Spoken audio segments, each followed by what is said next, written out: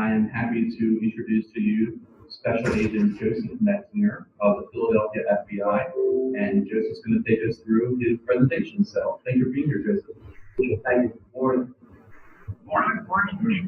So I'm out of Philadelphia. This is the seventh one I've done this week. So I was telling my friend here, I'm Razor Row House in Philadelphia. It's the seventh one I've done this week. I can do this thing 100 miles an hour. So anyone, you will not hurt my feelings if I get going and you need to slow me down and tell me. My mother used to tell me that all the time, Joe, you're still there. For the guys on Zoom, I'm also an adjunct at St. Joe's University with the graduate public safety online program, and I'm learning how to use Zoom. So I don't know if people actually use it. I really have to learn. I'm also an adjunct at Penn State advocate. I teach a criminal justice course there, a 400 level course, which is awesome. They have me build it. It's contemporary issues in policing. I'm Philadelphia's active shooter program coordinator. I'm our campus liaison agent. In care, I'm a maritime liaison agent and special events guy. New FBI. For me, though, I'm born and raised in the FBI. I'm 22 years in this job now. 34 total with the Bureau. I worked at the shipyard in South Philadelphia for 13 years. I got down there when I was 16. I clocked out on Friday. I had off Saturday. I went to Quantico on Sunday. That's my wife with 3 babies. Came out of the academy. I went to New York City from 1996 to 2005 before I got back to Philadelphia. Born and raised in the Joint Terrorism Task Force. And I actually come from the domestic terrorism squad, which means it does mean something the way we look at active shooters. We'll talk about it. Not everyone's, obviously not all terrorists, right? But we're heavily involved. So we'll talk about it as we go through. A couple years ago, you probably didn't even know what the Joint Terrorism Task Force was. Now there's TV shows. Everybody wears a Ray jacket. I'm going to show you today our active shooter, active threat, hostile event awareness program. Not tactics. There's no blood and guts in this thing. There's no sobering 911 calls. Our program in Philadelphia has grown organically, just based on experience. We have a little direct FBI headquarters. Doing this job 22 plus years, no one's come to get me, right, if I change things and stuff like that. So, but how we see it, the police and your public safety and your campus police are your tactical people. They're the ones coming in the event of an incident. With that said, I set it up for you. We tell folks to kind of stop watching television. There's an active shooter event somewhere right now, and by the time we got to the TV, what do they show you? SWAT guys putting helmets on, getting long guns out of the car. They love to show you FBI Ray jackets, ATF Ray jackets, 1,000 cop cars on the street. In reality, it is a campus, 1 or 2 first-aid campus safety officers or a police officer. And that means something as we go through this. Our awareness program, what we're going to go through here, is designed to show you, we throw a lot at you in the next hour or so, but also you have to buy yourself some time. You have to train yourselves. And the Mustic University does stuff for you. You've got the onus on you.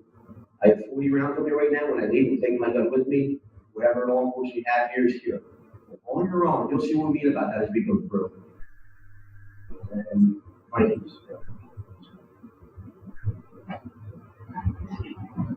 it's under pressure to work this thing.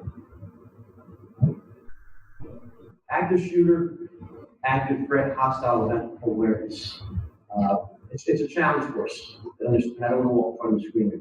It's a challenge. We kind of slang the active shooter. Someone showing up here with a gun, it's a person with a gun. All right, he can shoot farther away, whatever. We're going through phases where we talk about handguns, and now you're seeing long guns. Still a violent individual with a weapon that can do some damage from a long distance. However, someone can walk in this university swinging a baseball bat, a pipe wrench. Someone can walk in with a machete, a knife. Someone can walk in your doors with his hands in his pocket and say he's going to hurt all you people. Today, folks, we're responding the same way, pretty much, for a violent intruder on campus. There is a difference, obviously, a person with a knife or a bat that got to get up close to you, and that gives you some time and you can do some things. Still, if you're responsible for students and responsible for locking a building down or that kind of stuff, we respond in the same way. So we'll go through that as we do this thing with try that home. We talk about targeted violence, targeted subset of people. The top is why we're here, obviously. It's our responsibility today, everyone's responsibility for security, to ask questions, to seek, to look for the vulnerabilities. But the targeted violence is something the FBI pushes.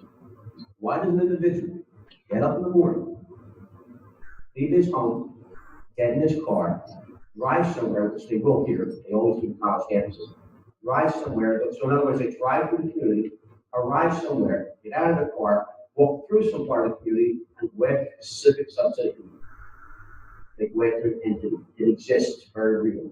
And I have some examples later on if we go through this stuff. That is targeted violence. You are civilians. Your understanding of violence is a process, which I'm going to touch on in a second, and understanding why you could be targeted by whom is important. We have people that target specific groups, African Americans, Jewish, Catholic, all females, or whatever. We kind of put that all together and tell you, someone coming here for the Harrisburg Area Community College, even if they're coming for the entity, you'll see they come from the class building. Even if they're mad at one teacher or instructor or some administration, they come for the entity. So the way we tell you is the color of your skin, your gender, what God you worship doesn't usually mean anything to them when they come in terms of active shooters, campus shooters especially. You're all in this stuff together. Right? Talking about an individual who knows when he leaves that morning, he's probably not living through the day. Are you the kind of person? You think about it, I'm from Philly. 1.3 million people in the city of Philadelphia. A lot goes on there. Your gangbangers, your drug addicts, your bank robbers, those guys every morning. And even spontaneity, spontaneous crime. Those guys don't leave the house in the morning knowing they're going to die in water that day, or the intent to die in water that day. In their mind, active shooters do. Think about it. So some things I drive home to this presentation is think of what we see on the news, what you read about. The individual knows he's going to come here. He knows once he starts, this time upon this planet is finite. He's going to do it anyway. He knows it's probably armed security. He knows there's cameras everywhere. He knows you may have had active shooter training and so on and so forth. He's going to do it again.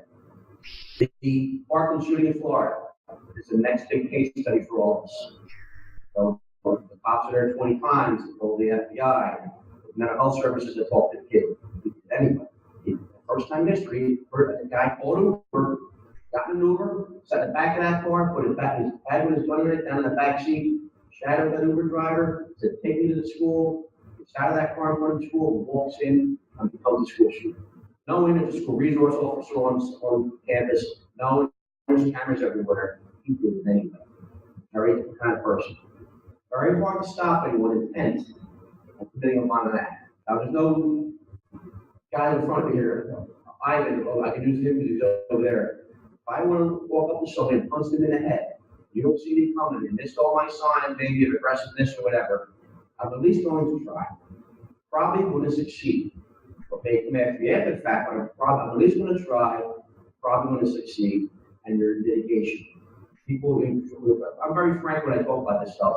I go everywhere, folks. I do daycare centers, hospitals, assisted living, homes, K through 12 school districts. My daughter, for the sake here, as we go through, I use them as examples. Tutoring teachers, one's a school to be teacher, my son's a state trooper. Sometimes, much of their chagrin, I'm constantly questioning them and asking questions, but also I learn from them. All right, so we'll talk about that as we go through. But you're talking about an individual who's going to do it anyway, and they're there for the duration. The national average for an active shooter, for time-wise, is a little over 3 minutes. The kids, it kind of moves around a little bit. The Parkland thing happened for 7 minutes. Remember way back a couple years ago when the news, when you had the Washington Navy Yard shooter who was in there 45 minutes. Never left the building, which means something. For 45 minutes. Generally, folks, it's 3+ minutes. To put that in perspective, you're watching the Indians game. They score a touchdown and kick a field goal. They go to commercial. What are they, 4 minutes long, some of those commercials? You go to the kitchen, you get a beer, a coffee, a cup of water, a snack, you come back, you sit down, you're probably still waiting. That amount of time, an active shooter is generally over. Think about it. So we'll talk about some things too as we go through this. One high fire is the federal response to an active shooter. And I'll discuss really what we mean by either run for your life, you're gonna hide/lockdown for your life, and I'll discuss what we mean by fight. Doesn't mean that they're kung fu. All right? What we mean by that. Because some people struggle with it. Violence to the process. Since you're civilians, and especially in an academic community and in school, we tell folks, we drive it home that they don't just, active shooters, campus shooters, just don't wake up that morning and become an active shooter. It's not as if I come to school and have an argument with somebody, even if it's a pushing match, a shoving match, and I run back down to this. These people do not. They did not wake up that morning with 1,500 rounds of ammunition on, with a sawed-off shotgun, an AR-15, that kind of stuff. It is a process. For civilians, it sounds very corny, but we try to tell folks that it's a civilian world, some things with look out. We're going to talk about some behaviors, which don't change, they're natural. But this, we tell you this because very often it's you. That's the first people to pick up on something. Either an instructor, very often, classmates, fellow students, and that kind of stuff. We're going to talk about social media, all right? No cop is coming to your calling. On my squad now, post-Parkland, we get every threat that comes into Philadelphia comes in my squad, and we send it out where it goes. We're through the roof with school threats and stuff like that. However, folks, just going on 3 months ago, there's no way to pay attention. All right, but the social media part comes into that. So you folks balance the process, and we'll talk about it. You're going to see this slide kind of on the right pocket a little bit with before, during, and after. We were big on the before. Because very frankly, the guy comes through this door right here, comes over this campus, you are now in litigation. You talk about one individual, amongst thousands of individuals showing up. We miss all the signs, and it's very hard to stop that person. You are in mitigation. We talk about situational awareness. Who are you? What are you? Where are you? What's going on in your world that affects you? That creates you. Well, you're a college campus. You're a college campus, and it happens. Your school, it happens. There's a lot of people coming and going here with all kinds of problems. It happens. It happens in places like yours. I come from a tough city. We have a lot of gun problems in Philadelphia. The person was on the police radio in Philly every 5 minutes. We knock on wood, we haven't had any problems here. We have a lot of guns in schools. It only happens, in kind of semi-suburban or suburban communities, even in rural communities. Look at some parts of the country where it occurs. All right. Violent extremism among offenders. Don't get hung up on the violent extremist part. It's not pulling all FBI. You put that in there when it comes to active shooters and campus shooters. Just to drive home the fact, you've never seen a guy arrive at the front door be an active shooter or a school shooter and decide to go home. It's not as they arrive and say, oh, it's sunny out today. The first time it's been sunny in months. The snow's going, the birds are chirping, we go home. It doesn't. All right? And that's what driving the fact that here for duration. Very different. You're going to see it's them that walk among us. What is your threat? Your threat is going to be a student here. And you'll see somebody by empirical data we've created. Probably not going to be a stranger. You may not have known. All right? But it's going to be someone most open. If the empirical data stays true, and it generally does, it'll be a former student or a student here. All right? Not a stranger to this community. The lone offender issue. Think about what you've seen on the news the last 10 to 15 years, and it continues. The phenomenon in the United States is one. Every campus shooter, one. I do a lot of workplace violence stuff. Think about everything you've seen on the news about workplace violence, one. When you talk about workplace violence, you have us say, look here, your employees here. It's not as if 5 guys got fired for the last 5 years, then in the bar on Friday night decided to come back together on Monday.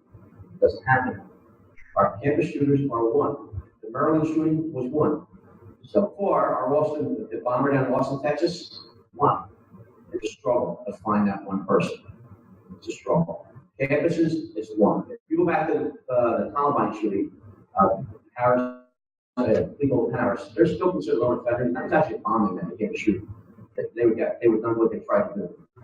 Well, I'm very frank to tell you, it's a male disease, largely. But still, right now, we're at 98.5% to 99% male. And that comes in the training. So the lone offender, the one person comes in when you have to respond to something. The fact that it's largely male disease. Now, ladies, every now and then they try and creep into it. But you're still about, I think, under 2% right now. As far as medical occasion male disease, you study this stuff. However, it keeps happening. Happens as it's happening in more populated areas where more remote cut, other references are leading into. It's still male disease, and I'll come back to that. Well, I'll tell you right now, for example, if an alarm comes out and I know nothing about your protocols, you're going to do that on purpose. If an alarm or some alarm comes out and says there is a man with a gun in the northeast corner of the building, you can probably bet there is a man with a gun in the northeast corner of the building. Not 15 guys outside waiting to ambush him, right? That kind of stuff. So whatever your protocols are, if you're near that individual, you move and you do it. Whatever your protocols are, if you're In this other side of the building, you do. You have to understand what the campus security are going to do, and then what your police are going to do. All right. Talk about some behavioral stuff. They don't change, and you'll see when we talk about how frustrated we investigate these things, how much they do not change, how many signs are missed. Now come back to the park, because even when we're looking, sometimes we miss. All right, and then we'll talk about rehearsals. We're big on that. The onus, we tell folks, the onus is on you. Your campus is going to do everything they can with it. You do protocols and stuff like that. They pay to do this stuff. They have drills. Still, we're civilians into the United States, but most people are left alone, go about our business. This campus was supposed to be a place of education, aesthetically pleasing, and nothing in the United States is built to be after shooter. And they're not going to redo the Harrisburg area community college and cinder block and that kind of stuff. Right? So it's a struggle.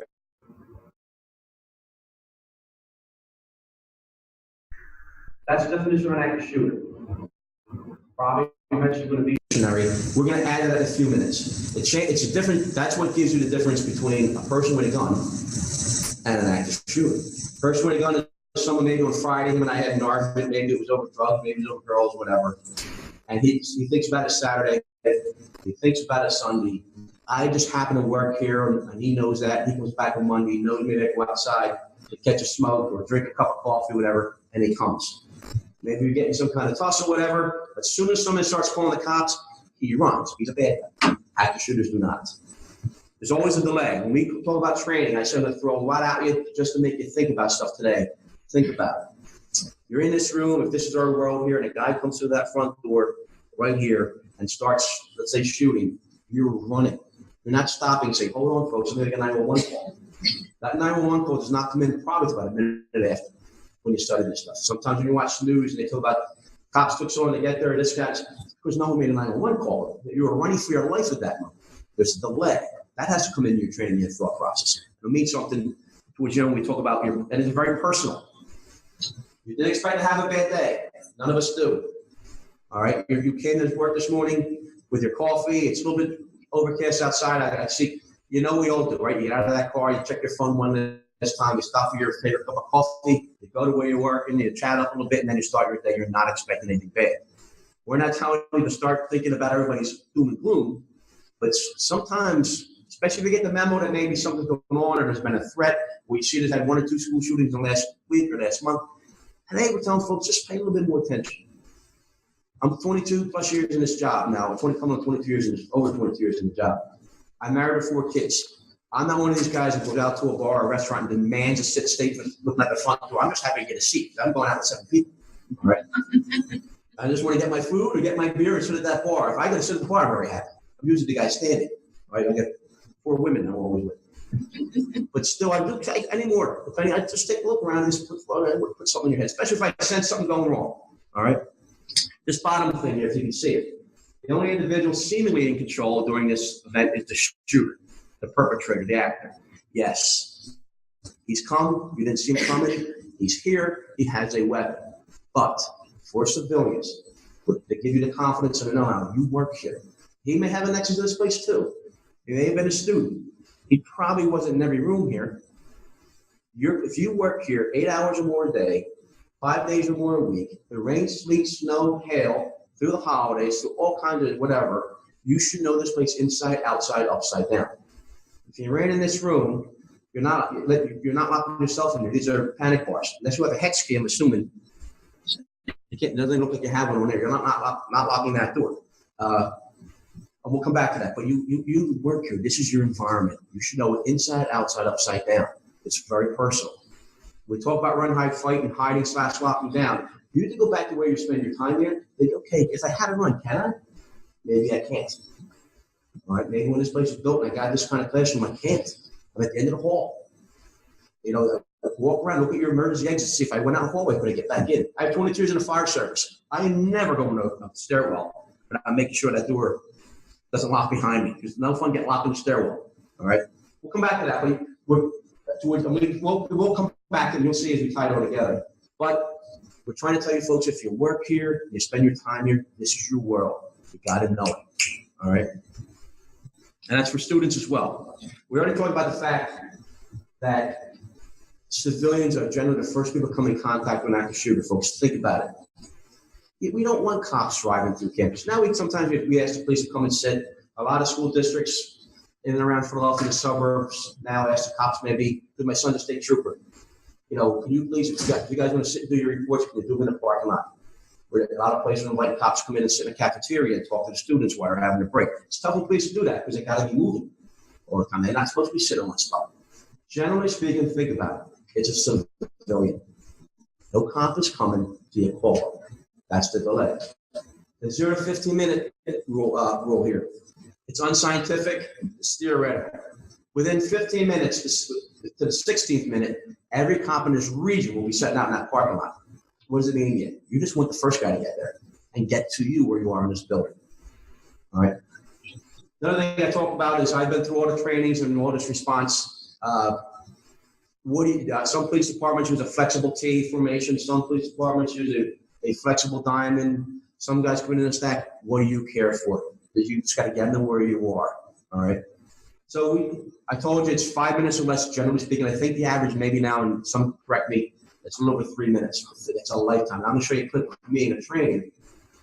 No nonsense in it, but me in a training where it took me almost a minute to get to somebody. I'm standing at the front door. So our whole thing is you have to, on your own, taking what the university and the campus gives you, still on your own, decide and work out and think over how would I buy myself that amount of time. I'm telling you the same thing I tell my daughters. And I use them as examples as we go through this. I have my son, the same thing. It's on your, putting the onus on you a little bit. So this week I've done mostly commercial businesses. So I can tell you, when I go out and do a commercial or a workplace or a non-school, I ask people where do they think most incidents of active shooters occur. And everybody says a school. All right, it's not actually. It's actually places of business. That's why we're always with businesses. I send my kid to your school. I don't expect anything to happen. I'm here working. How many people here are children? Your kids are at school somewhere. You're working. You're putting your kids in the trust of other people. Nothing's supposed to happen. It strikes a national nerve. However, believe it or not, it's actually, I just want to say for own edification here, it's actually places of business that have the highest incidence of active shooters. So we're in Philly. We've become very much an alfresco dining city. We have all kinds of special events down there. That's why I told you what I do, because it all comes, we're trying to tie it in the fact that there's only one person come back and doing something crazy. All right. The empirical data, by the way, folks, it's just the way where they're studying from the NYPD, to the FBI, to the Secret Service, to the academic community. It's constantly studying these things and trying to come up with empirical data to give you the who, what, when, where, why, how, time of day, time of year, so on and so forth. They give you something to think about and give security something to think about. The feds now, the FBI, we're very tight with all the campus security directors. So is the Department of Homeland Security. We're very, believe it or not, it's not like TV. We're very close. We look at this stuff all the time. Who are you? What are you? Where are you? What's going on in the world? What has happened that affects you? You're going to talk about the copycat effect. Things, I have a German name, but I'm Irish. Right? So my mother used to say, Joey, things happen in threes. You're born in threes, you're married in threes, you die in threes, et cetera, et cetera. I think there's some truth to that now. This is like, all right, Mom. But I do.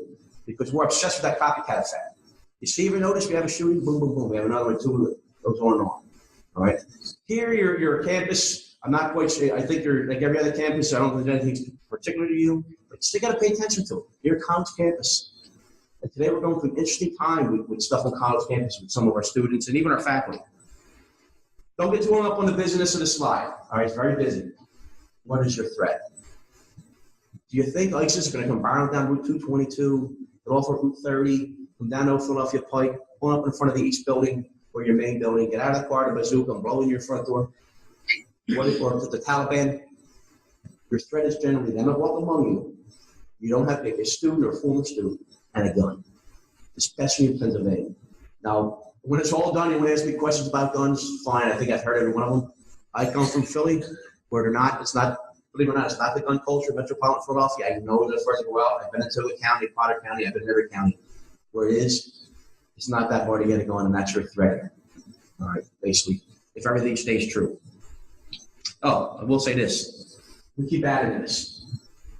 Obviously, now it's a place of business, mass gatherings. We had the DNC, we had the Pope, we had the Eagles Parade. 2 million people. I've been in Philadelphia my whole life. I've done a lot of special events every year on the 4th of July in the Parkway in Philly. you ever been in the Parkway in Philadelphia, for the first time in my life, from the Parkway up to Cali Hill Street, there's jammed with people. You remember the article was only 700,000 people there? Absolutely not. There had to be 1 million on the Parkway alone, and we're just saying to ourselves, we worked it like there's not the density of people there. We propose a challenge, and we got away with it. All right. People act like Philadelphians, but other than that, we didn't have much problem. And that's just the way that we're used to that. All right.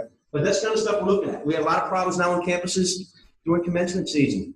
There's people now, instead of just not showing up for commencement because they have a speaker they don't like, now they're sending a threat via social media and so on and so forth. And it's a challenge. There's the First Amendment there, and it's usually not the purview of the FBI, not even sometimes the local police. National stuff here. We work with DHS. We're trying to come up with ideas of what you should train to. Never say never. I don't know if you train to defend against an ISIS or a Taliban attack or North Korea.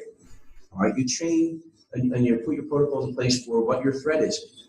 A school, a shooter, a student, a former student, perhaps a faculty person coming back here to on your campus and singling out a targeted subset of people, probably a classroom, and that kind of stuff. All right. So this I just thought to show you is we're constantly looking at this stuff. You're going to be the top left. All right. So you train to that, and to them that's what we talk about vengeance. Crime, violence is the only answer for that, and that's what we also earlier talked about. Violence is a process. Is it fail-proof? No. People paying attention to it, but we have to have something. Something I throw it out at you that we're trying to do. I've become a big tabletop guy. For those who don't know what that means, we sit around a room with the police chiefs, the fire chiefs, the county, and whoever can get in that room, and we go over scenarios. For example, lately I've done it for the Limerick outlets, King of Prussia Mall. I've done it for a series of churches. You name it, we've done it. Trying to get everybody together and say, if something happens here, what would we do? How would we get there? And so on and so forth. And I do it in 3 hours. I've been to gigantic ones where they're 6 to 8 hours long. It's like it ceased to be the milk production. All right. By the 6 hours, no one's paying attention. In 3 hours, I get straight and I know you're paying attention. And now after that, we put our notes together. Maybe meet again for an hour, and then you update your stuff. You'll see towards the end, I've become a big lockdown guy. We debate that, even amongst my colleagues. Now, I'll tell you right now, if you can run. If you can the best way to survive a person with a gun is to get away from a person with a gun. But believe it or not, I've been to so many places now, and even here, I'll guarantee you, probably some places here, your chances of running are probably slim. I use my daughter as an example. She's in between jobs now, she's going someplace else, but where she worked before, she worked at an institution that had children from infant to pre-K, and then she had children with behavioral issues and problems, and then they had an adult side. She worked with children. To get to where she worked in that building, you had to walk in the front door. There's a building that had been built on and added on over years, the former college. You had to walk to the front door, up a ramp, down a ramp, make a left, make a right, and to get to where she was, I'd say, Irene, the chances of you wouldn't even know something's going on in front of this building. By the time you realize something's going on, this boy's saying, this guy's out in your space. You survive by getting these kids in a room, and by the way, folks, a simple locked door probably saving their life, or that kind of stuff. That's why. So I've been to Plain Learns. I've been to daycare centers. And you think about it, folks. I don't want to spook people. That's usually a spousal problem, usually a custody type problem. And a guy walks in that front door, unbeknownst to those people, because most people are very nice people, and they're probably going to give the guy a chance. And you have one adult for every 5 kids in the room, and you have infants. Where you going with them? All right. So we're constantly working with that. So that's what that tabletop is. I just bring it up to you. By industry standards, meaning my colleagues around the country and everybody we work with, the number one preventative measure that interrupt the potential target of violence or active shooters or campus shooters is what we use the word robust threat assessment team. And I have my thoughts on that kind of stuff, but you're civilians. But we're not arresting everybody, and we're not throwing everybody in chains and that kind of stuff. Threat assessment teams are generally the way to go. Now, is it fail-proof all the time? No, because you see sometimes it slips through, but still trying to give some tools to the public. When we're talking about assessing security and doing stuff, there's some things, measurables, don't hang up on that. I leave it in just to show you when I go to a hospital. Ever been to a hospital? Well, we all have been to a hospital, right? Hospitals can't shut down and do active shooter drills. Hospitals try to do these things on a floor-by-floor basis and compartmentalize. So let's say you do the 4th floor of a hospital. Even that, you're probably doing that thing in sections. Because you're not shutting down visitors. You're not stopping anyone from getting their pills. You're not somebody taking blood. We're doing it in real time. Sometimes we struggle when we do hospitals to come up with the measurables for the success of it. You're doing an active shooter drill. You're telling that section of the Florida, we need you to go in a room and tell everybody, this is a real event. You'd be starting off with lights on your phones and pushing up that up against the door with your grandmother or someone in there. Like, they look at you like you're crazy. You can't lock. Have you ever seen a hospital door that locks? They don't. So we're trying to work through that. Meanwhile, people are getting off the elevator. There's announcements being made as part of the measure of success, but we're trying. Common language. That's something I will stress to you. Understand your campus. Know the name of the room we're in. If I was asked a question right now, somebody could shout out to me, what room are we in here? What is it? 203. East 203? I heard some murmuring, so I don't know if everyone knew exactly the name of this room. All right. Sometimes people say I'm in the conference room. Is it a conference room or the conference room? When we talk about the run high fight, or play a few minutes here, being a good witness, you better know where you are. Don't slang it. Some guys may call us the messenger conference room, because I was here for 30 years and stuff like that. You got to be exact. We tell the same thing to police. Don't say, come in and make a left turn by the big oak tree. You got to be exact, because it's seconds to minutes. So common language, even for you guys, knowing where you are and stuff like that, and making a good 911 call that everyone will understand. Knowing the region you work in, the slang of your region even sometimes. All right? In Philadelphia, we joke, you remember what a Rizzo statue was in Philadelphia, the debate over the Rizzo statue? They used to be in front of the municipal services buildings. If you're a Philadelphian, a cop, you call it MSP. However, that's also Thomas Paine Plaza. They call it Thomas Paine. I work with FBI, it's like, where's Thomas Paine? I'm like, you should learn that for starters. All right? But that's what it is. We stop slanging. You got to be exact. And one of the reasons we're here is to try to remove the I didn't know. Every drill I've ever been on, someone comes up again and says, I didn't know that. I'm trying to push past that. All right?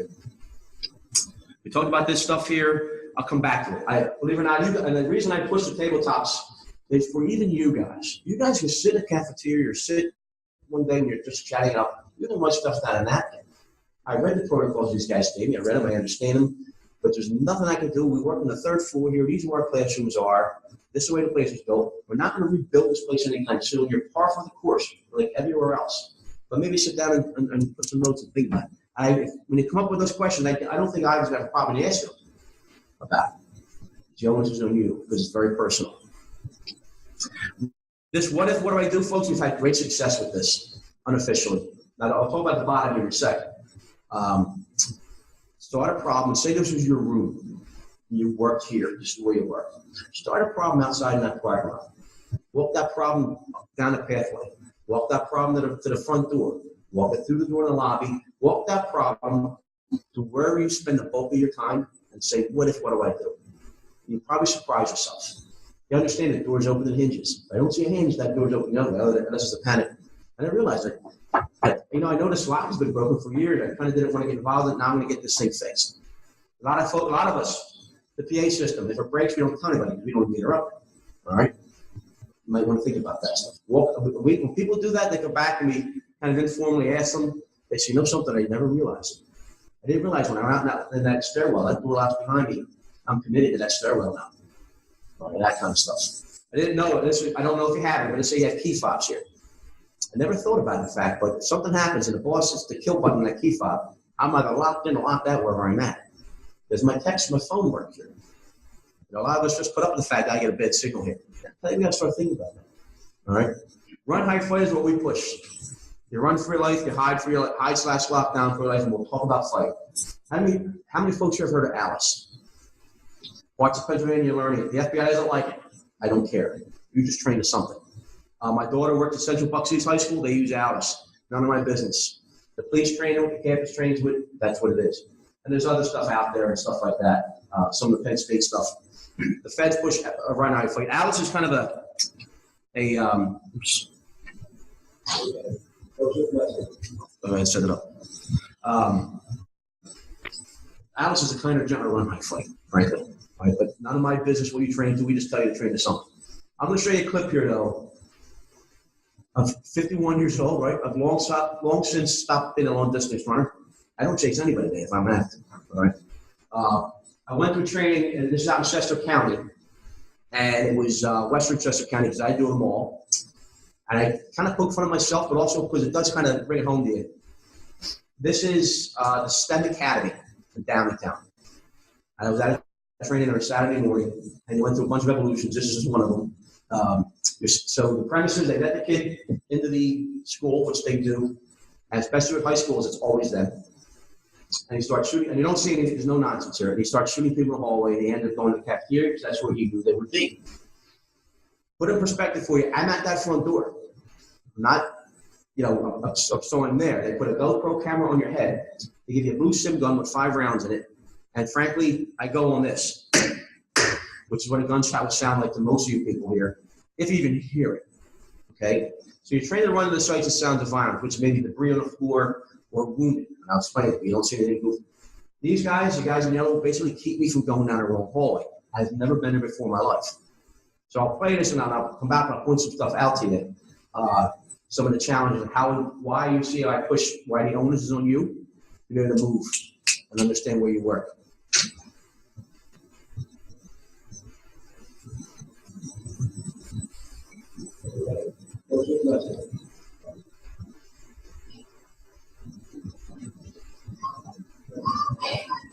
Where's that?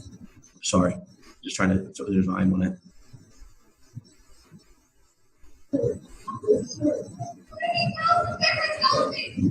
I'll go back real quick. There you go.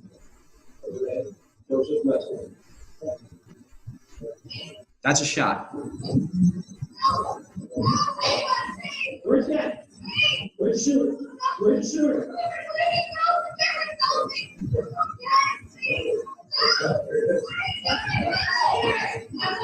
Upstairs?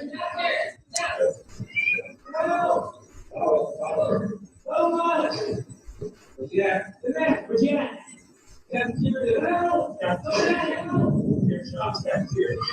Where's the cafeteria?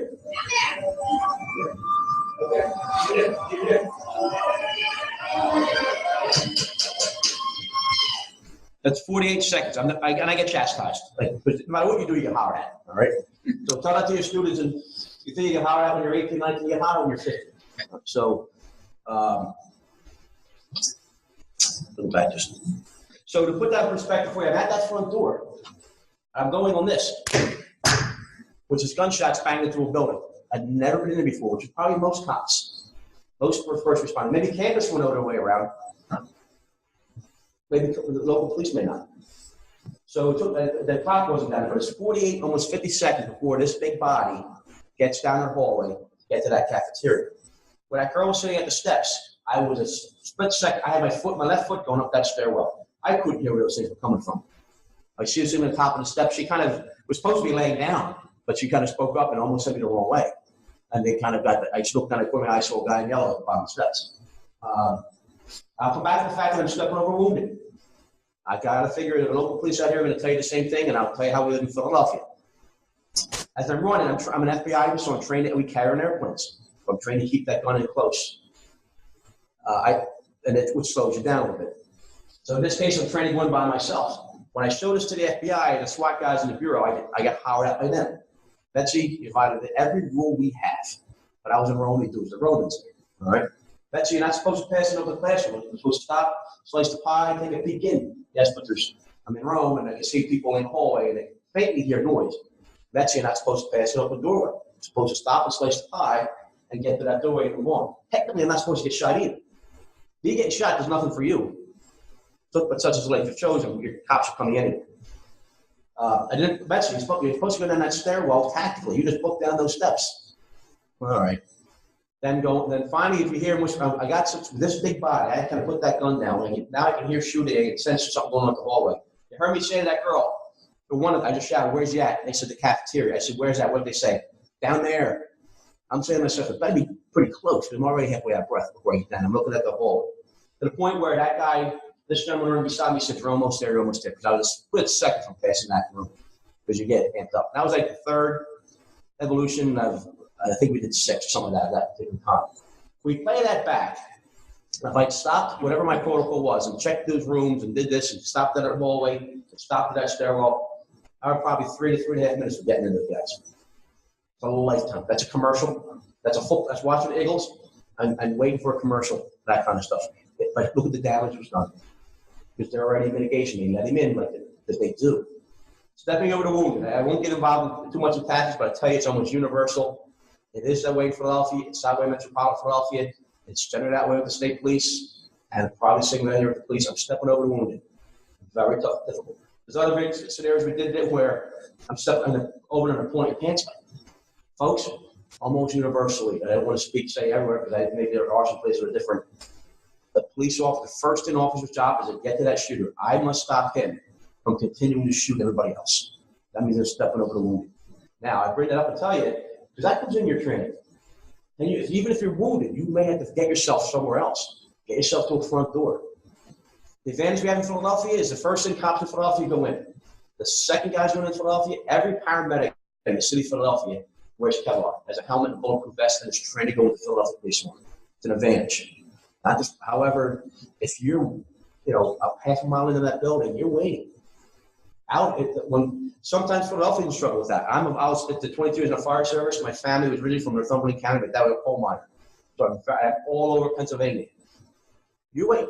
Yeah, outside of Philly, it's volunteer fire, in some cases volunteer or half-paid EMS. They may be a distance away. Comes in your training, in your thought process. You kind of metropolitan Lancaster here, so resources be coming. It's not just 30 seconds. And I use that as an example because I grew up in Albany. You guys are familiar with Philadelphia, in the row house there. We were outside playing, and we got in a fight like boys would do back in those days. And a mom would come out and say, "I see you, Joey Messer. I'm calling a cop. I'll be here in 30 seconds." I've never seen a cop arrive anywhere in 30 seconds, let alone that's not going to be 30 seconds. You really have to think about that when you leave here and go back to where you work and your students are listening and stuff like that. All right. So I make fun of it, but it's just one of the best things I showed is right on the fact how long 48 seconds can be. Now, with that said, people in there imagine making a 911 call. It's got to go to county radio. Got to get to a cop. The cop probably, if you say certain things, the cop gets triggered. Where I come from, they probably just went to 3 people with a gun calls previous to that. All right, and like anything else is a second call and a third call comes in. Like you're on a fire engine. You're going down in the same building, and all of a sudden the second or third call comes in, you know you have something. They got to get in that car or whatever, or get moving towards you. They got to pull up off of old Philadelphia Pike, pull in there. I guarantee you, probably outside, looks normal. Cops going to say, "You got what? You sure?" And then the whole world goes crap. You're talking about a delay. It's minutes. The Maryland shooting, they had a school resource officer on scene. Within a minute, it was a minute. Fast as humanly possible, still a minute. That was 48 seconds. Nothing was built back to shooter proof we talked about. The active shooter with a person with a gun that does mean something. I mean, I'm not there to get all of it. I'm here to get my money back or whatever. Most guys come to the front door. That's not the spooky one. It's just the front door. It's just that we tell you they're not here to trick you. You've never seen a guy dressed up as a FedEx driver, a UPS driver, a pizza delivery man, guy dropping off flowers. They do not care. They're here. They generally look like you. Like college campuses, every people in there has a backpack and a hoodie. All right, it's hard to discern who they are if you're not paying attention. We already talked a little bit about weapons. I don't want to get too much into that for you. So what we're trying to tap in is this. You have to tap into your professional and your social experiences to understand what's normal and not normal about your environment. I'm going to talk about what I've learned to do with the Jewish facilities, who are generally targets. Do you know your work site? Can you run high five? That's what I talk to my daughter. Erin, you're probably not running anywhere. Do you have, maybe it's your room, you have maybe some wheelchair-bound folks in your room. Do you have some elderly in your there? You take notice, okay, I understand today, but Johnny's in crutches with a cast. Every day, I know it sounds crazy, but we're trying to have folks think about that. Can you hide or slash out, drop down where you are? Maybe you have to run. Maybe running is absolutely your only option because you cannot hide. But we're trying to tell you that some things we may be able to do when we get to the fight part of the stuff. Obviously, some of you guys have a responsibility for people you're with. However, we tell you this. If I'm trying to run and I say, Ivan, let's go. Ivan, let's go. Ivan, let's go. And he doesn't go, see, Ivan, I got to go. Have to think about that. All right, that kind of stuff. So we're talking about some of the stuff like how will people you're with react. So think about where I go with this. All right? There's your cell phone work. Now, I have no idea what your alert network is here, but things aren't fail-proof. I'll go back to my example about hospitals. If you work because we have challenges there. If you work in MRI or radiology, your phone's probably not working, right? If you ever go get your knee done or something like that. If no one in the emergency room, in the operating room, or the maternity ward has their phones on. People generally working with children not supposed to be on their phone. They're supposed to be on silent. So a couple years ago, the trend was, we're going to send out a text alert. You better test that thing in every single solitary room and every stairwell, and then go to every individual and say, what do? You have your phone on. Because that's a challenge people learn the hard way when we start doing exercises and even real time. If you had to run or hide and lock yourself down somewhere to keep a charger with you, to maybe plug that phone in, you start getting banged and stuff like that, and turn people hit your phone. I guarantee you, when it makes news, every one of your loved ones will be hitting you up. They're going to tell them, stop. I got to hear what's going on here.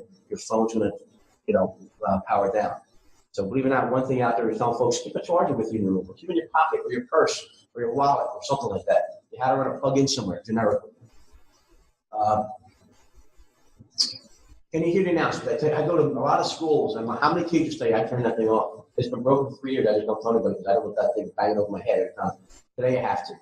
All right? You know what to do in other buildings here. We tell you to go back to where you work and spend your time. That's where you spend most of your time. But just pay attention to other buildings. So, okay, I'm not locking these doors here. That takes a key. It says not an exit, so I have no idea where it goes. All right, I guarantee you may not either. All right? These doors are not locked. They're panic bars. When you get really in the weeds and stuff with active shooter stuff and response, you probably learn how to take a belt off and maybe tie it around that thing so you can't open it. But still, it's tough. You're moving. You're talking about seconds and minutes. All right? Preparing for the worst and so on and so forth, and checklist of stuff. I will get ahead of myself a little bit here and tell you. You know, when you make a cell phone call, if you ever had to make a 911 call from a cell phone, if anyone ever had to do it here, you ever hear the dispatchers, what's your name? Where are you calling from? Because nothing shows in the CAD/CAM system. So if you made a 911 call from this campus, they don't know where you are. You could be making a prank phone call. We have that kind of stuff. If you make a hardline call from this campus, I'm going to go out on a limb and just say, hopefully I'm right. Maybe it hit 911 8 out. It may show on Lancaster County Radio. I'm guessing it may show, I'm going to get, was it 840 on Philadelphia Pike, whatever your address is here. That's probably what it shows. It may show up 123 Main Street, Harrisburg Area Community College. It's not saying 123 Main Street, Harrisburg Area Community College, East Building, room 203. That's stuff you have to remember. People forget it all the time. I'm in the East Building. What's that mean? No cop. That kind of stuff. The Washington Navy Yard, we learned lessons with that. 45 minutes long. It's a military facility. Washington, D.C. All the years we've been around, never dawned on them, but never had time to fix it. That Navy Yard facility's addresses were not showing in Washington, D.C.'s CAD/CAM system. It's a tragic thing to hear and watch. They're saying I'm on 197 Isaac Hull Boulevard. The dispatch said there's no such thing. I'm in room, no, it's a military facility. I'm in room 3W4XYZ. What's that mean to anybody? Maybe third floor if it says, maybe W means west. The cops come in and had no idea where that individual was. There's people calling saying he's on the third floor, he's on the first floor. And you watch that video, it's tough to watch. However, folks, one thing for learning, he never left the building. They generally don't. People say, oh, what about Virginia Tech? He killed people in the dorm, then went to another building and didn't leave. It generally begins and ends where it starts. Because he time upon his plan of this finding, and the cops are coming.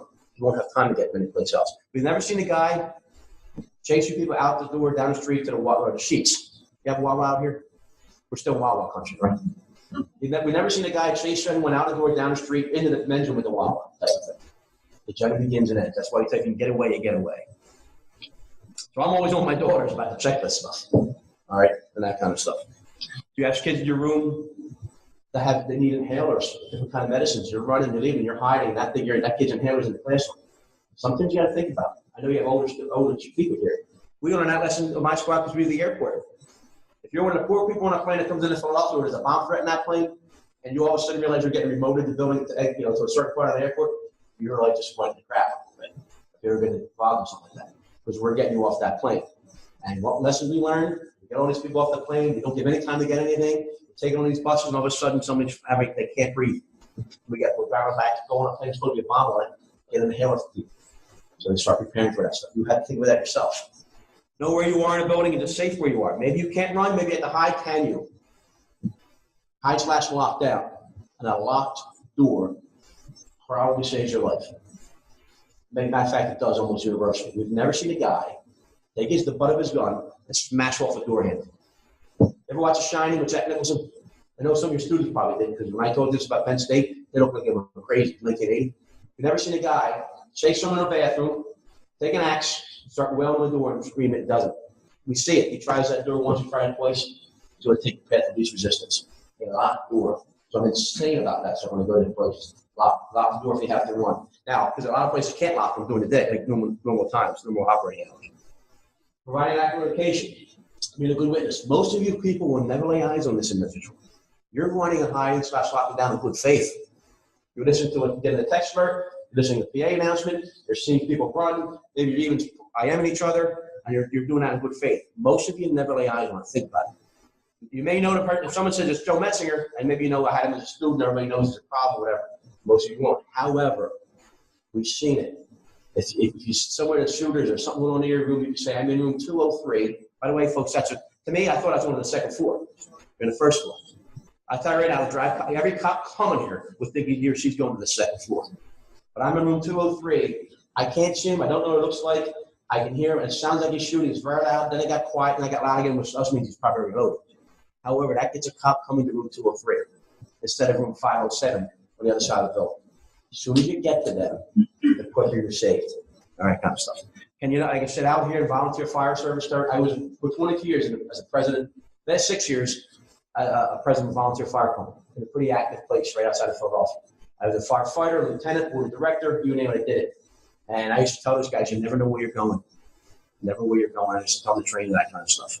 How long can you wait for them to get to you?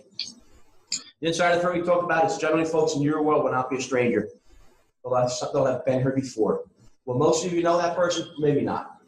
But he'll have been here before, especially in college campuses. All right? We tell that to police very often to understand, look, that guy may know his way around. Generally, however, they go to where they're comfortable. They go to the classroom, the building where they're at. They go to the cafeteria where they ate, or they go to the classrooms where they were. They know the time. I keep saying that. They know it's finite. They only have so much time. This copycat effect is very real. One of the I just was up there to show you because it is real, and I talked about that. What people used to say about coming in threes. The other thing I tell you is, you ever watch the news? You'll see a police chief. If an incident occurs, and most of them are joining a fraternity, for lack of a better term, they'll say the doer's name one time, then they won't say it again. They'll say Joe Metzinger, perpetrator, and then they'll say later on, they'll say our shooter, or this, because they're trying, believe it or not, it's an attempt to remove the manifestation of that individual living forever in the media. Now, we can't control the print. That started after the print media. That started after Boston, the bombings. If you ever go back, and every year now they have the anniversary of that stuff, it's like 9/11. Pay attention to it.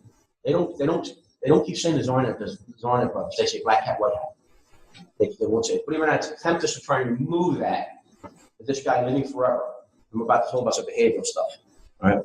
Somewhere, folks, is a guy in his basement on the internet. Go to the next one. We are Wednesday. The next one's coming. This is Institute of Higher Education. This study, this is 2 years old now. I have time to upload everything into this thing. You're going to see here in a second the number one shooting time on college campuses, folks, September, October, and April and May. And it used to be Fridays for campus shootings, believe it or not. I used to laugh about that because my daughter's a sophomore at Chestnut Hill. I don't want to pay for it. She's never had class on a Friday yet, 2 years. And I don't know who's angry on a Friday. Even FBI agents, like, especially older guys like me, I'm looking, at the end of the day, like, don't call me if you need this or you need, all right? I think I left it in here for you. Yeah, so I'm trying to figure that out why. Trying to figure that stuff out why. I'm an FBI agent, I'm not a psychologist. We're trying to work with psychologists to figure out why September, October. Some people say, well, because everything was missed when this kid was in grade school. Everything was missed when this kid was in high school. Now this kid's coming to campus, and all of a sudden he's got a reality smack and a half, and he can't cope. Simple as that. All right? Same thing for April, May. Everything was missed in grade school. Everything was missed in high school. The kid just went through 4 years of college. By the way, now you're 25 or 26, you got to get out. Now you're going to get reality smack across the other cheek, and you can't cope. We are failing. We're trying to come up with ways. Believe it or not, it does mean something for campuses. All right? Like I said, the Fridays was the I talked about tabletop before. Friday is the number one shooting time. So it does mean something. If you're a college with 3 or 4 security officers, maybe you decide you have to pay them. All right. Social media I want to talk about because it's becoming a problem. It's here to say. I told you I'm on a domestic terrorism squad, Joint Terrorism Task Force. Folks, virtually every threat we get is via social media. You see the news. Somebody tipped off they saw something on social media, and they get in front of some of those things. Now, I'm going to tell you some of the challenges law enforcement has, and your threat assessment team would have. Probably be your president or your dean or your provost or your chancellor. Hope and thought is not a crime. Saying, I hope all Jews are dead by Wednesday is not a crime. I hope all Catholics, I hope someone blows up the Basilica of St. Peter's and Paul Christmas Eve to kill 55 or 70 Catholics. We struggle with that. It's not a crime. However important that is, it is not a crime. So the law enforcement is struggling with that. I'm not plugging police. I'm just telling you, an older guy who's been around. For a kid to say, I want to be an ex-school shooter, not a crime. We're heavily involved in these things for something we have no purview in. Sort of an extra-terrorism or hate crime. The FBI is not arresting these kids, these adults. They're state and local, almost 99% of the time. For you folks, however, social media is where you're probably going to pick up on something. Where you, especially your classmates, will pick up on something. All right. I always often ask people, how many people, you probably say no today. How many people today are on Facebook? No one's going to get it, right? Because you think we're getting information. Or Twitter. How many people ever friended anyone on Facebook? I was asking some people why, because you didn't like his politics, you didn't like the way he was going on. It's something that, don't want him on there. When we do workplace violence, we come to places like this, we tell you, going to the days maybe the guy goes in the cafeteria and starts going off in the mouth, and that kind of stuff. Today, folks, I don't think we're ever going to find a spiral notebook under a bed anymore. It's on social media. Now it's a challenge. But I'm telling you, as a civilian, you still got to pay attention to it. Somebody comes to tell you, I understand Word hasn't had a problem with Johnny. And a lot of us are on Facebook, and I just want to show you today. That really jumps out. All right, that kind of stuff. Which some of it's not against the law, and we struggle with it. But that's usually the first signs that something's coming anymore. All right. This is not an FBI course of radicalization, but I will guarantee you, if I was to ask your students, people on Zoom, and you guys, what do you think that because you watch MSNBC and Fox News and CNN? What do you think? What's your opinion of online radicalization? Probably all Islamic extremism. Gangbangers are radicalized, paranoid people are radicalized, the alt-left, the alt-right, people who don't like females are all radicalized, and that's what they get on there. I think I left the example to show you. Not getting into this too much, but that's how we look at it. You have a guy in his basement that wants to make a name for himself, attach himself to a group, he does something. And they got a group that tries to find a vulnerable individual to do something, they find them. That kind of stuff. That's actually FBI 101. I just leave it in to show you how we struggle with some of this stuff. I'm going to show you this, bear with me, this slide, that one, and that one. So I'll go back to the first one. We had a case one time where we had a kid in the South talking to a kid up here in northern Pennsylvania over that. I wouldn't Google that. It's gone, but I still wouldn't look that stuff up if I didn't have to. All right. R9K Bible. So the police in the southern part of the country called us and asked us for some help. There was a case up north, and if you can read that, you can see what would cause some problems. That was a high school kid. The high school, I'm pretty sure it's high school kid. So you see that slide there, the R9K Bible, how to pull off the perfect school shooting, so on and so forth. All right. And then goes on. I've highlighted some stuff for it. That is not my English. That's theirs. All right. People look at this stuff. People read this stuff. The vulnerable people, the people ready to act, read that. You know what they say? I'm not such a loner after all. Someone thinks just like me. He's been bullied. She's been bullied. This guy, this whatever. They thought enough of me to put this stuff on there and show me how to do it. It exists. And once this site gets taken down, not by the FBI, right, by whomever, because he's kind of someone to label it. By the way, you're probably not prosecuting for that either. And you have this one. I just put it in to show you. No, it's a busy slide. It exists. People look at it. If you're a faculty and your students can tell you about some of the stuff, that is not normal. You might have a kid look at that real quick, and that but they're fascinated with this stuff. All right. I bought all the books in Columbine because they read them.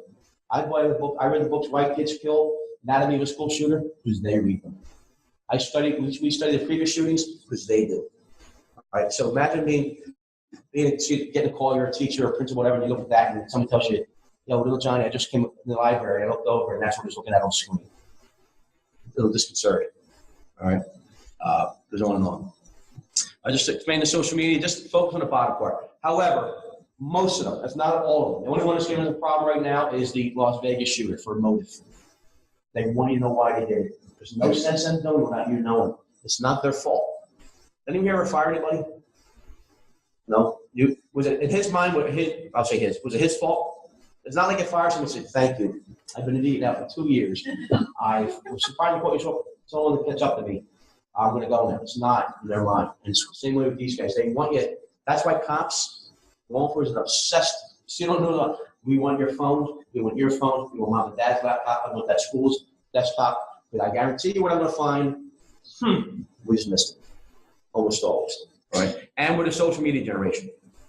My Penn State Advocate, when I told you I'm an adjunct there, one lesson I learned, this is the first time I'm doing undergraduates. And show you many students around here. Everyone in that room is on their phone or laptop. So I'm like, I don't care. Like, that's my world. People do that. I mean, they'll put that away. However, only thing I tell them is if I walk past and you're watching Netflix, you're going to have a problem. Otherwise, I don't care what you do. Right? Everything they give me is electronic. I had to get used to that. And that's not going away. All right? It's not great English for the academic community. I hate agreements, but they do. And somewhere online, if you pick up on something, we're trying to give civilians something to pick up on the report. Not perfect world. It's not fail-proof, but they do. All right? They're narcissists. They want you to know why they did it because it's not their fault, it's yours. You're making them do it. You push them to the point where violence is the only answer. All right? And today it's social media. All right? Again, I don't think I'm 20. Actually, I don't think I'm ever going to go in someone's house again and find that spiral notebook under a bed. All right? I'm going to seize the computer. That kind of stuff. Some real quick examples here to just drive home the target of violence thing. That's Nicholas Cruz. Like I said, for the first time in our history, a young kid calls an Uber, gets an Uber, puts his gun in the back seat, talks to the driver, says take him to school, gets out of the car, walks in, shoots people, runs out with them. And then the bottom is that the gentleman that walked into the Yountville Veterans Home out in California. Remember the one where he took people hostage and he killed the 3 females? He didn't have to kill them. Who's going to do it? They're going to do it. And I'll show you because it's not Charlie Manson. It's not Osama bin Laden. All right, it's them that walk among us. So we have a young kid with a troubled life. We have a former service person with a troubled life. The top left of the screen is Dylan Roof. He's the one that went into the African American Church of Charleston a couple of years ago, long before the Charlottesville stuff with the Confederate flag started. He was in there 1 hour and we started shooting those people. Now, the only place that had a potential problem, but it was way too late, he started arguing with them over scripture. He's a Caucasian male in an African American church. Those people were nice to him, and the survivor said, we picked right, it was too late for them anyway. Started arguing with them over scripture. So the first explanation had, who does that? All right. Mercer, Holton Community College. And by the way, his friend just went to jail because apparently he told his friends if he lied to the FBI, you're going to have a problem. He was going to do a college or a school, we just don't know when, where he was going to kill people. Mercer leaves his home, Humboldt Community College in Oregon, leaves his home, drives to the community, gets on campus, walks on campus, goes to where his classroom was meeting, walks in the classroom, starts shooting them. And he muddied up the waters by saying, are you a Christian? They said, yes. He shot. Had nothing to do with religion. He was a man. He's a narcissist. He chose one guy in the classroom, handed him his manifesto. The last time he had something on paper, frankly. Said, stand in the corner, get this when the cops come in. Went to the corner, window, fired a few rounds of police, and then did himself. Elliot Rodger, that's actually coming back when we were discussing later. It's from a YouTube clip. Some of you better go to find it, maybe find it. He's in California, he's sitting in his car, he's talking about how you ladies will not have relations with him. I don't want to be freshmen, that's what he's saying. All through grade school, all through high school, whatever, he's sitting in that car, and he goes on for a while, drinking his latte, puts it down, drives down to the local university, right through the sororities, starts shooting females. Targeted subset. Bypass everybody else. Targeted subset. Ohio State, Artan, he's the individual that jumped the curb there, jumped out and started stabbing folks. I bring that in just to drive on the run, hide, fight thing on campuses. If you watch, go back and Google, look at the picture of that car jumped up on the curb. Ohio State was a run, hide, fight school. They were well trained. The faculty was well trained and prepared. If you look at that car, it ended up right near that one building. When that happened, they responded pretty quick. They barricaded those doors and stuff. You were getting in that building without a tank. He wasn't getting in there. And he ran out trying to stab people. However, 10 minutes before he did that, he dropped his sister off at high school. No day. He was committed. And Faisal Muhammad over there, he was at California Merced. He was an active stabber, believe it or not, that's a term. Left his house, went to campus, walked into campus, found a study group. They didn't want him in a study group. He was very odd. That's the only reason. He started stabbing. Planned Parenthood up here, just to show you how, you'll see why I'm showing all these different pictures. First person he shoots at a Planned Parenthood in Colorado Springs is a female. She lives, because he said, it's out of her car, he's walking in front of that building. Do you work here? She said, yes. He said, bad day for you to be working, he shoots her. She was. Planned Parenthood didn't know him out. Eric Green, the guy that shot, the anti-government guy that shot the trooper up in northern Pennsylvania and tried to shoot the other one. I tell people where I'm from originally, because if everybody knows where Philadelphia is, I'm from Albany. It's kind of a rough around the edges type of place, maybe. However, if one of our guys was to walk out of his house dressed like a Serbian army man with an AK-47 and saying going down the park to shoot stuff, I think even we would think you're weird. All right, there's something wrong with it. No one saw it. He was anti-government. Still a little bit of litigation going on with that. San Bernardino. Group leaves, puts his package down on the table. He's out there holiday party with his coworkers. Leaves his bag there. Goes home, gets his wife. They get the machine guns. They drive back. Now you understand? Remember that news? They wanted to kill infidels. All right. He didn't know all his coworkers. Didn't even have a problem with them. Don't care. However, think about it too. If he wanted to kill infidels, he could have put a gun out his bedroom window and said anyone going by. He could have shot it out the windows on their cars on the way over there. No, that's right to that targeted subset. It's very real. It's real. And Archer was the first guy that shot the cop in West Philadelphia. That cop could have been black, white, male, or female. So, to show you quick. He was going to kill a cop, then he tried to blame him on his neighborhood. This is way over. This is an example of different things, folks. I know it's a busy slide for time. I don't want to do it, but it goes on and on. There's all different reasons. Frankly, you're civilians. You've got to be paying attention to things. So you're well here, you're civilians, you're on a college campus. You should be paying attention. You should read the memos that tell you that Joe Metzinger, former police, not left back on campus. We took away his access pass and not let me back in. There's a reason for it. There's a protection review order against Joe Metzinger. You must respect that. If they, that kind of stuff. So same thing with students. All right? Too much for the sake of time. It's hatred, it's rage. That's why we're telling you training is important. It's I'm here for duration. Think about individuals. They don't even know you all. They're going to do it anyway. They know they're probably not living through that thing. They're going to do it anyway. It's hard to fathom and hard to process. It's hatred and rage. Why they don't leave, why you have to be able to move. All right? Threats and behaviors. Just to show you how we're looking at this is it. Those 4 types of threats are what the police deal with. We're in an era where we're getting these indirect veil. Parkland. I'm going to be a school shooter. Every day I get my phone off now to go to the threats. You don't have to say it. If you'll do us a favor, if you say, I'm going to back and shoot Ivan at 3 o'clock on Tuesday, then we're waiting for you, hopefully. All right? They don't do that anymore. Neither do your students, and so on and so forth. One thing I left out when I talk about ID and grievance, as a campus guy, I deal with all the universities, right? And I know there's and there should be, separation between law enforcement, especially the FBI and campuses. However, there's an interesting, ever so slowly interesting uptick in reporting from college campuses. Some will say, I've been teaching this course for 25 years. I've been given this essay question, or some version thereof, for 25 years. I have seen every point and counterpoint for that question. I have never seen that. By the way, this is economics, he's talking about like Muslims. This is geography, he's talking about females. That stuff today should jump out at you. Even today, you walk past the dorm, and you look in, and there's swastikas hanging on the wall. Today, we're looking at that. Back in the day, I know it's a struggle, I'm being very general, but that's where we're living, and that's where you guys are living. You're not shutting down a campus every time somebody sends a bomb threat here, I'm assuming. Otherwise, we're doing it every day. We're trying to work past that. And same thing with schools. We talk about some of the stuff, it's you. I can't stress enough. You are the first line of people that seek anything. No cop is coming, no detective, no FBI agent. The campus police aren't even coming until you let them think of a tough word. You're not even putting in process a threat assessment team until civilian picks up on something. That's you. We're trying to remind the persons that behavior, we're going to see what we talk about. Everyone who watches FBI shows on TV, because I do not, or you're killing me. All right. We're all beautiful people, men and women. They're all 6'2". This is FBI Philadelphia. Right? For my accent and the way, and I've been in this. I don't even match up there because I've been in a suit and tie house for like 7 straight days.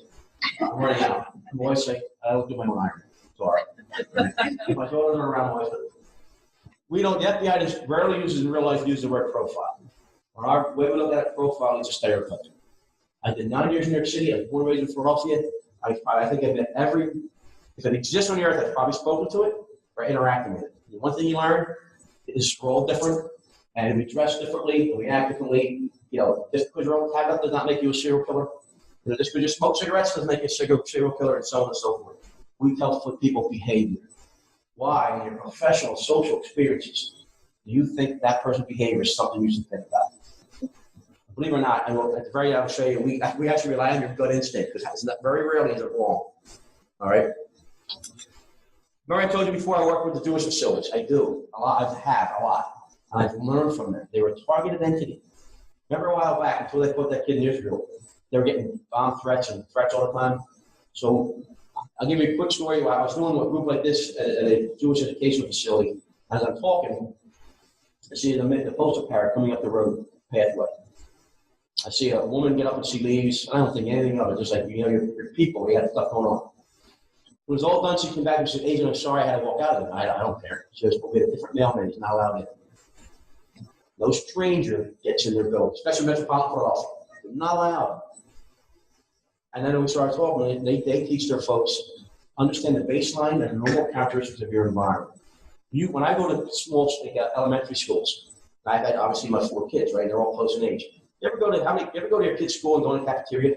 It's bedlam in there. You wouldn't hear crap in there, all right? But I guarantee you, those teachers in there, that normal bin is normal to them. Anything, they get kicked or a shout or a hoof, they pick up on. It's just not normal. That's what we're trying to tell you. When we interview people sometimes, we'll say, well, what happened? Blah, blah, blah. What's a normal day feel like? Oh, we can hear a pin drop around here. What about yesterday? We heard this. Did you think that was normal? Yeah, I didn't, that's not normal for your environment. That kind of stuff. Perhaps you just should have stopped, pause, perhaps maybe pick up the phone, call, maybe check that phone, make sure you're not missing an alert, maybe stop and hear, that kind of stuff. Maybe just peek out and see. Remember, sometimes a locked door. Keep in mind, folks, active shooters, campus shooters, come when you're here. We tell you to get in your rooms, turn off the lights, silence your phone, whisper, blah, blah, blah, try not to cry and scream and shout. However, it's 2 o'clock, he knows you're here. He's not coming on Labor Day. There's some reality to that stuff. All right. There's some the questions they ask. Sometimes you have no choice. You're up close and personal with somebody. I tell my son as a state trooper, you hopefully in your career you're going to do more with your eyes, your ears, and your mouth. You're going to do what he done. And sometimes you talk to somebody within 3 seconds, you say to yourself, oh boy, where's that panic button? All right. Sometimes within 3 seconds, somebody goes threatening, and you say to yourself, oh boy, I know it. I get it. I know what he's here for. And so on and so forth. Stuff to think about. And I'm throwing a lot at you, I know, very quickly here. This is national stuff. For civilians, you're 1 to 3. 1 to 2, really. The 3 part is, you're getting ready to fire Joe Metzinger, you're getting ready to kick me off campus, whatever, he and Jeannie, which doesn't happen all the time, I know. And then research your IT people and then say, you know something, you're getting rid of Metzinger, right? Do you realize that we just did his desktop, or we just went to the library on a tip, and you realize he's doing gun shows in Oaks, Pennsylvania? He's had like 5,000 searches for Klebold and Harris and Columbine, which the mothership has landed for after school shooters with those two. That's something you should be thinking of. Most kids don't pay attention unless you're doing a research paper. They don't obsess over it, and they do. All right. So for civilians, it's 1 to 3 generally. Talk about that. We talk about behaviors. This is national stuff. Just to keep driving home to you. What's your threat? Here's going to be, the right side of that kind of stuff. You're trained to something. So I know it's not all pertinent to you. We're just trying to give you guys stuff to think about in your world. When I leave, and I goes back to this job, like, you're on your own. And that's what we are, generally in this country. All right? Thoughts are not, this is not a behavioral course, but this will show you for time. Your thoughts, feelings, behaviors, and this stuff. If you understand someone's baseline, if Ivan is your student or whatever, and you may know maybe just odd, maybe he's a weirdo, and then you're paying attention to stuff and now starting to slightly low that and to how you start to just, but everybody doesn't pay attention to that. You're not calling the cops. You're not calling the FBI. You may be doing something internally here. We got to say, I got to talk to somebody about it. We're trying to do the same thing for high schools. Maybe you guys do it. High school, sometimes they get a team together and say, okay, I need you to pump him on Monday. Ask him how to watch it. What's his name? I need you to talk to him on Tuesday, Wednesday, Thursday, maybe Friday, get together. What do you think? He was steamed still Monday about what happened last week. I talked to him Tuesday around 1. He seemed to be okay. Wednesday, Thursday, he was whistling down the hallways happy than anything. Believe it or not. Thoughts, feelings, behavior, and this. This is Nicholas Cruz. Think about Parkland shooting. You check every one of that. It's maddening. For active shooters, it's that on steroids. Everybody has a bad day. These things are national. They don't change. And I come to talk to you and say, when something happens, I guarantee it. If something happened on campus and we can help the Harrisburg area, the campus police and the local police and state police, every one of you would be interviewed. I'll guarantee you, if not, just about every one of you, if we had it, we would be interviewed. And I'll guarantee you that somebody would say, yeah, I thought this, and we'll say to ourselves that no one saw this, I'll report it. And it's tough, I know. All right? And the same thing. See, your behavior is what we really tell folks to think. Especially in college campuses where you debate things. It's a place for debate and discord and and argument and stuff like that. So behavior.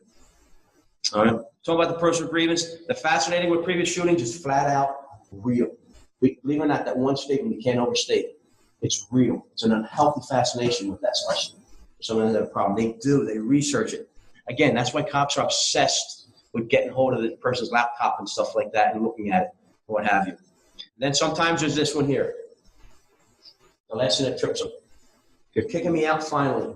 I'm going. Wait a minute, I've been here for 3 years. You're going to ruin my life or that kind of stuff. Or maybe it's the bullying thing, maybe it's a girlfriend thing, as it was in Maryland. The one last trigger. Is it tough to catch? Yes. But perhaps maybe think about this someday. Just maybe somewhere along that, maybe trip something in your mind. We talk about that leakage. It's going to be on social media. I will come back here and give you people $1 million if I go in someone's home tomorrow morning and find a spiral notebook with his stuff under his desk or his couch. I will find it on Facebook or Twitter or in a chat room or in a Snapchat or even on Yik Yak. We go back to get that kind of stuff or whatever. All right. I told you behaviors. This is actually real FBI-ish. But believe it or not, I've come to some kind of conclusion with the job I do. If the thoughts, feelings, behaviors, and your professional social experiences, and then you can answer yes to any of those 3 questions, I'll probably come see you. Or I would say to you, okay, I think you may have something here. Ever pay attention to the news? If one of those things is missing, you're not going to have a crime. How many times do you see a police chief say, we got him before he's ready to act, He had the intent, he sure as heck had the capability. We got him before he's ready to act. If you say yes to those 3 things, you probably have an problem with it. You'll be hard pressed to say yes to those 3 things. In your professional social experiences and your life experience, and the totality of the circumstance, deal with a student or employee or whatever, with all the thoughts, feelings, behaviors, and everything else, and that, probably somebody you should be thinking about. Because that's a question I'm going to ask you when we come. And it's very simplistic. All right? This stuff here, I'll show you how we're trying to get through to people. So I'll sit for your cyber guys. Well, let me go to the bottom, defensible product. I know what I got to do sometimes. I got to throw on a fancy suit. I got to sit in front of you and do things and say, you're going to need a defensible product. But if something happens here, everyone's going to come and see to you why that happened. What's happened in Parkland? That police, the sheriff, they have sheriffs, the sheriff, all those people it's what we do. I'm sending my kid here, we're coming here, it's not supposed to happen. Same thing in the workplace, in the office setting. Social media, we tell folks, if I was running this threat assessment team here, those gentlemen would be on my team. Which is, the way we look at it is this. I've been every, what do you think, Mr. Social Media guy? I've been every training boss, I read all the magazines, I've talked to the cops. He's on this platform, okay, maybe there's something there. Oh, wait a minute. I've been every training, I've been over all the conferences, boss, I've read all the magazines, I talked to police, he's on this platform. You know, the last 3 school shooters were there. And maybe change your thought process. All right. And I always suggest having a cop on some kind of law enforcement on there. Some places do and don't. But this young lady here is a school psychologist. She's been doing it for 20, 25 years. She's probably real good at her job. That police officer could be on the job 25 years. He or she works everything from juveniles to special victims and blah, blah, blah. Maybe they'd give you one other perspective. All right. That's just from me being around that stuff. This stuff I won't get too much into because it's Ivan's world here for that. The only thing I talk about is the top left when it comes to running from something. All right. Rehearse we talked about. I cannot stress that enough. When we go back to places and we give people an awareness program and then we go back and do a drill or an exercise and we tell them to rehearse it, it's like night and day. A little bit of confidence. I pay attention now. I know what I can do. I know I quick can get that door open. I never realized I had to have a key. I used the restroom here before I came in here. You can lock those restrooms from the inside. Many places you cannot. I'll go to a place with sometimes on purpose to use the restroom and I'll look at it. There's no lock on the inside. And I'll say, where's it run? I'm going to run in the bathroom. Then what do? I'm going to get the stall, put my feet up on the toilet and stand. It's really ridiculous. All right. Do what you got to do. But you got to lock the door if you're going to stick around. You have no place to go. Talking about lockdown drills. This stuff I show you why I'm a lockdown drill guy. Kind of. This is schools. It's dated now. All right. 2015, I haven't gotten 16, 17 in there. We're in 2018, we're not even a quarter way through the year yet. Look what's happened. Look at it's them. The bottom thing there where these guys are found, we've never seen an active shooter found hiding in a closet, hiding in a chest, hiding in a refrigerator, et cetera, et cetera. Cops generally engage these guys in a hallway or a doorway. That's where you got to get out of there. Remember that clip I showed you of me running down a hallway? Folks, if you came around a corner, and I'm well trained, I know 99% of you guys are male, if someone came around a corner with that gun in their hand, I'm expecting them to be a bad guy. I'd have a nanosecond to make a decision. Cops come in and attack information. That's why they're very hard on you. When cops come in to show you that stuff, they're extremely difficult on you, shouting at you because they don't know. They got a person with a gun. Maybe they got a description. They probably have 15 descriptions right now. All right, but that's why this kind of stuff, where most of these folks are found, it's generally, folks, a hallway, a doorway where they're found. If you cannot run, you hide/lock yourself down where you can lock the door. All right, I'll add some of that in a second. I have some of that right now, but I think I'm going to say for you. Run. So we call it run, hide, fight. If you can run for your life, get away from a person with a gun, you do. Maybe you have responsibility to people coming with you. All right. You hide/lock down. I explained it. I've never seen a guy knock a handle off the door, especially most of these doors are not. Even people, I told the boss, I have a hollow door. All right, that's fine. We've still never seen a guy smash through that hollow door. However, if he tries to, that's when we come to the fight thing. You kick, claw, scream, scratch, fight. Use your belt, your glasses, your thumbs, your pen, your ring, your shoe, chair. I don't care what you do not let him in. You don't let him in. We're not telling you don't know kung fu or jiu-jitsu. All right? When I went to the FBI Academy, maybe some of the people here that are military can tell you, I don't think they do it anymore. Even the FBI is kind of gentle. In 96, they line you up.